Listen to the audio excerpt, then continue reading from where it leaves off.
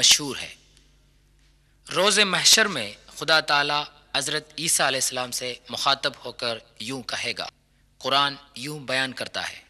سورہ 5 مائدہ آیت 116 کا خلاصہ مختصراً یوں ہے: صاحب زادے مریم، کیا تو نے یہ کہا تھا کہ سوائے اللہ کے تجھے اور تیری والدے کو خدا بنائے؟ تب حضرت عیسیٰ علیہ السلام فرمائے گا، تو کتنا پاک ہے، میں وہ نہیں کہہ سکتا جسے کہنے کا مجھے حق نہیں ہے۔ اگر میں وہ کہا ہوتا تو بے شک تو جانتا، میرے دل میں جو ہے وہ تو جانتا ہے، تیرے دل میں کیا ہے میں نہیں جانتا، بے شک تو ہی غیب کا جاننے والا ہے۔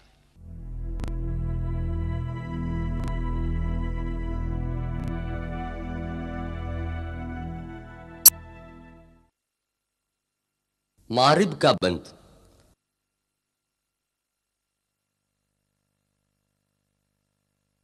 مارب یمن کی راجدھانی صنعا سے 200 کلومیٹر کے فاصلے پر واقع ہے۔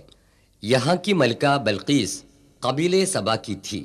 حضرت سلیمان علیہ السلام پر ایمان لائیں اور یروشلم چلی گئی تھیں۔ یہ اس زمانے کے سبا قبیلہ کے مکانات ہیں۔ ان کو خدا تعالیٰ نے بے شمار نعمتیں عطا کی تھیں۔ سورہ 34 سبا آیت 15 میں اس کا بیان ہے۔ عیش و عشرت میں ڈوب کر کفر اور بے وفائی میں رہنے والے قبیلے سبا کے باغات یہاں تھے۔ ان کے باغات کی آبیاری کے لیے جو بند استعمال کیا تھا وہ بند ٹوٹ گیا۔ سیلاب کی تیز رفتاری میں شگفتہ و شاداب باغات کو خدا نے درہم برہم کر دیا۔ سورہ 34 آیت 16 میں بیان کیا ہوا یہ واقعہ 120 میں تھا۔ لقد كان لسبإ في مسكنهم آية جنتان عن يمين وشمال كلوا من رزق ربكم واشكروا له بلدة طيبة ورب غفور فأعرضوا فأرسلنا یہ اس ٹوٹے پھوٹے بند کا کھنڈر ہے۔ فأعرضوا فأرسلنا عليهم سيل العرم وبدلناهم بجنتيهم جنتين ذواتي أكل خمط وأثل وبدلناهم بجنتيهم جنتين ذواتي أكل خمط وأثل وشيء من سدر قليل۔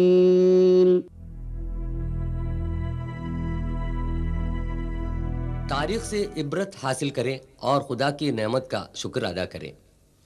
متحدہ عرب امارات شیخ سعید نے حال ہی میں سبا کی اس بند کو نئے سرے سے تعمیر کیا۔ یہ بند ٹوٹے ہوئے پرانے بند کے نزدیک واقع ہے۔ اہل الکہف۔ اب ہم جا رہے ہیں اس غار کی طرف جس کا ذکر قرآن کی سورہ الکہف آیت 9 سے 26 تک تفصیل سے بیان کیا گیا ہے۔ ٹراجن 98 سے 117 عیسوی تک سلطنت روم کا عیسائی بادشاہ تھا۔ اس نے اپنی قوم کو بت پرستی پر مجبور کر دیا۔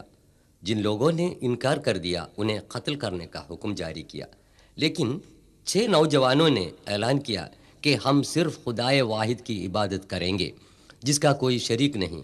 یشو کی مورت یا کسی اور بتوں کی پوجا کرنے سے بھی انہوں نے انکار کیا۔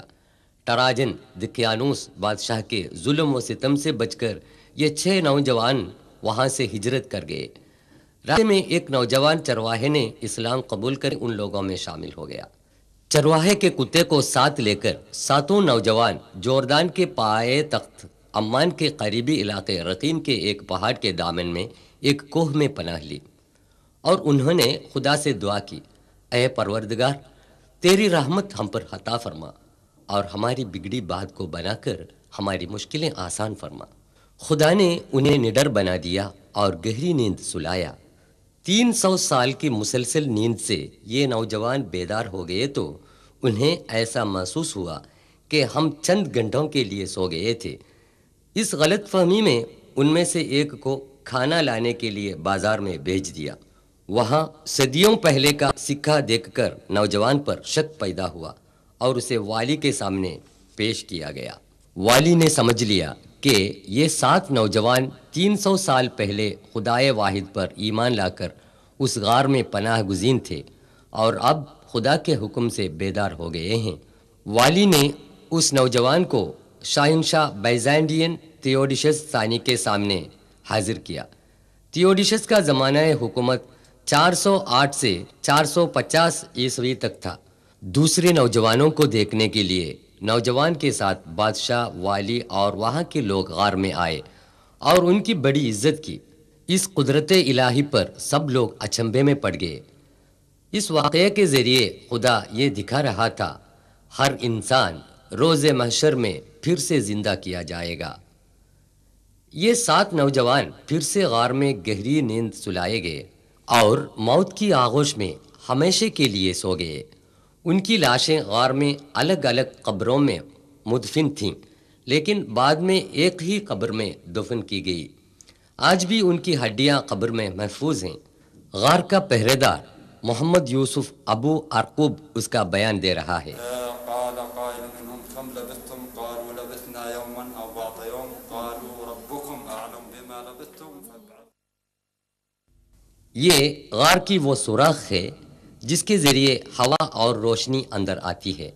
ونقلبهم ذات اليمين وذات الشمال وكلبهم باسط یہ ان کے کتے کے کھوپڑے اور دھاڑی کی ہڈیاں ہیں۔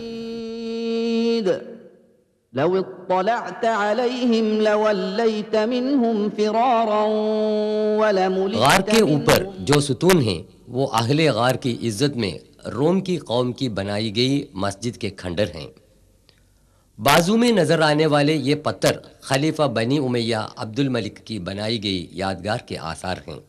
مشہور محقق رفیق وفا الدیجانی کی رہنمائی میں سب سے آخر میں 1963 عیسوی میں غار کی منہ سے مٹی ہٹا دی گئی۔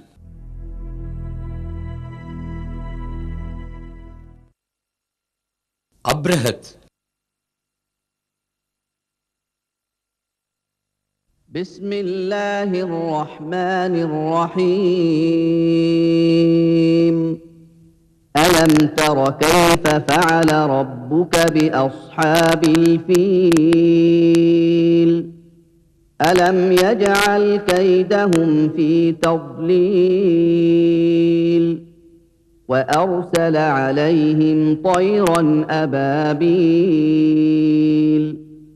ترميهم بحجارة من سجيل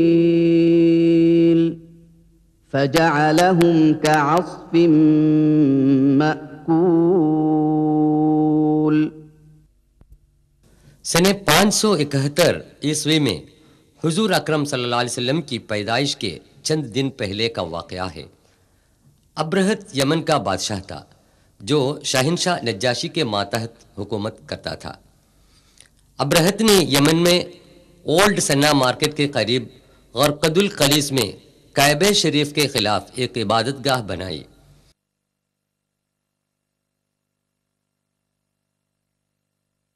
وہ مصنوعی کعبہ اس جگہ پر بنایا گیا تھا۔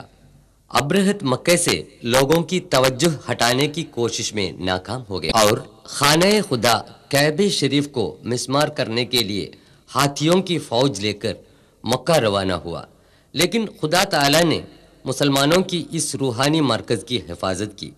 ابرہت کی فوج جب مزدلفہ اور مینا کے درمیان وادی محصر میں پہنچ گئی تو اللہ تعالیٰ نے ان کو نیست و نابود کر دیا۔